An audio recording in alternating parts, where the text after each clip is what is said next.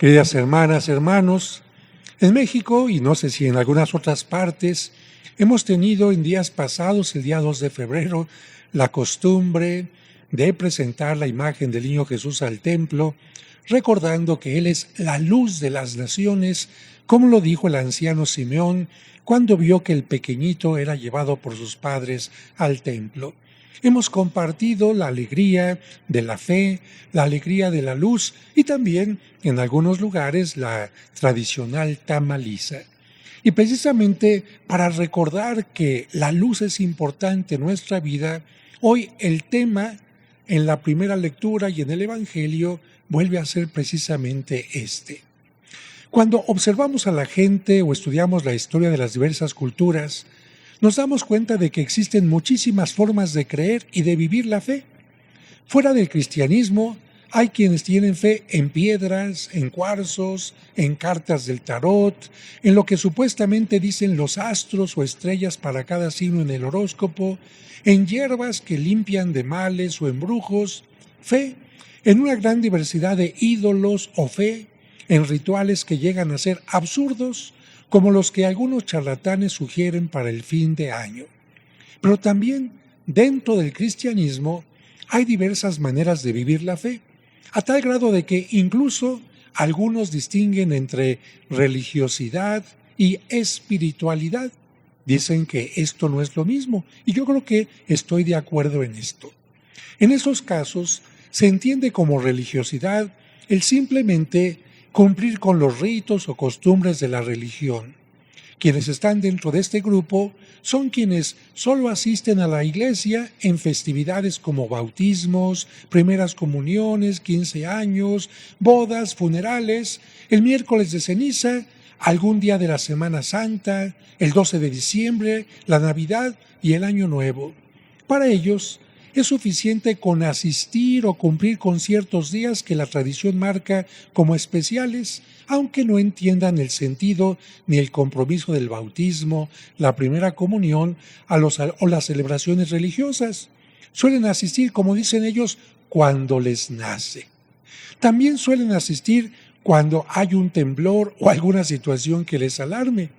De ellos se puede decir que muchos son católicos por tradición, por herencia, pero no por convicción. Y por esta misma razón, por una falta de formación y compromiso, fácilmente pueden cambiar de religión diciendo que nunca se les enseñó a profundizar su fe, a leer la Biblia o a acercarse más a Dios. Le echan la culpa a la iglesia en lugar de darse cuenta que ellos nunca se comprometieron a nada. Hay otras personas que también pueden ser consideradas muy religiosas porque cargan con el rosario, el escapulario y varias medallas. Los colocan en el coche, en algún lugar del trabajo, colocan estampas de la Virgen y los santos en su auto, monedero y trabajo, pero casi como amuletos de protección, de buena suerte, sin saber que los santos más bien deben de ser ejemplos de vida y no solo tomados para pedir milagros o caprichos. Algunos de estos personajes también participan en alguna peregrinación a algún santuario como Chalma o la Basílica, o otros incluso se flagelan en las procesiones de Viernes Santo, como en Taxco, pero su religiosidad se queda hasta ahí y no los lleva a cambios más profundos. Por eso no faltan quienes, por ejemplo, juran no tomar durante la peregrinación, pero después se ponen una borrachera. Y dentro de este grupo de religiosos también podemos encontrar a quienes bajo el pretexto de ser muy católicos se ponen a criticar y juzgar duramente a los demás como si ellos fueran Dios o no tuvieran ninguna limitación o pecado.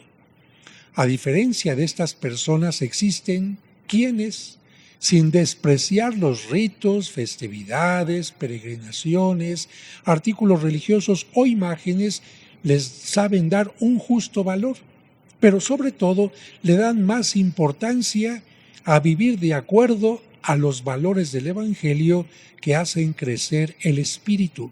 Por lo tanto, no siguen solo una religiosidad, sino más bien una espiritualidad. Y esta diferencia entre solo religiosidad o espiritualidad no se da solo en el cristianismo, sino también en otros grupos religiosos. Existen judíos o musulmanes que solo asisten determinados días a la sinagoga o mezquita, pero no viven de acuerdo a los valores fundamentales de su fe. De hecho, hoy la primera lectura nos habla de esto. El profeta Isaías le recuerda al pueblo judío que no es suficiente con que hagan las oraciones, que hagan sacrificios de animales, que cumplan los ritos, que acudan al templo o guarden el sábado, el día del Señor. Todo esto, les dice el profeta, no tiene sentido si no comparten su pan con el hambriento, si no abren su casa al pobre sin techo, si no visten al desnudo y si dan la espalda a su propio hermano. Y el profeta insiste en que cuando vivan las obras de misericordia que Cristo nos enseñó, surgirá su luz como la aurora y cicatrizarán deprisa sus heridas. Les abrirá camino la justicia y la gloria del Señor cerrará su marcha. Entonces clamarán al Señor y Él les responderá, lo llamarán y Él les dirá, aquí estoy. Y les recuerda el profeta cómo pueden ser luz para Dios y para sus semejantes. Cuando renuncies a oprimir a los demás y destierres de ti el gesto amenazador y la palabra ofensiva, cuando compartas tu pan con el hambriento y sacies la necesidad del humillado, entonces brillará tu luz en las tinieblas y tu obscuridad será como el mediodía. Con esto nos queda claro que desde el Antiguo Testamento la Sagrada Escritura nos enseña que Dios no quiere tanto religiones. Lo que Dios quiere es cambio de corazones, cambio de mentalidad, una verdadera espiritualidad. Nos enseña la Sagrada Escritura que la luz de una persona no surge por cumplir ritos, seguir costumbres o llenarse de objetos religiosos, sino por vivir de acuerdo a lo que Dios quiere de nosotros, a dar lo mejor de nosotros, a ser solidarios con los demás, a luchar contra la injusticia, en pocas palabras, al mandamiento que Cristo nos enseñó, a amar al prójimo. Y como en tiempo de Cristo muchos vivían también solo una religiosidad, pero no una espiritualidad, Cristo insiste en ser luz, pero añade también en ser sal. Y es que con su sola presencia, la sal y la luz cumplen su función, una dando sabor y preservando de la corrupción. Pensemos en que cuando no había refrigeradores, para que la carne o el pescado no se echaran a perder, se les salaba. Así es como, por ejemplo, el bacalao puede durar muchísimo tiempo salado, o también la cecina o carne deshidratada. Y en los tiempos anteriores al Concilio Vaticano II, cuando el agua para el bautismo solo se podía bendecir el llamado sábado de gloria y ningún otro día, para que esa agua durara todo el año sin echarse a perder o se llenara de microorganismos, se le echaba mucha sal. A tal grado que cuando en algunas casas alguien tiraba la sal por accidente, no faltaba la abuelita que dijera, no tires la sal porque lloran los niños que están en el limbo, como haciendo relación al agua del bautismo que no pudieron recibir. Eran creencias populares. Ser sal es dar sentido, sabor a las cosas del mundo y luchar para que no exista la corrupción en los valores. En cuanto a la luz, todos hemos tenido la experiencia de que cuando oscurece no podemos ver bien las cosas. Podemos confundirnos, tropezar e incluso caer. Por otra parte, es en la oscuridad en la que muchos malhechores se escudan para cometer sus fechorías. En cambio, la luz permite ver todo más claro y además propicia calor.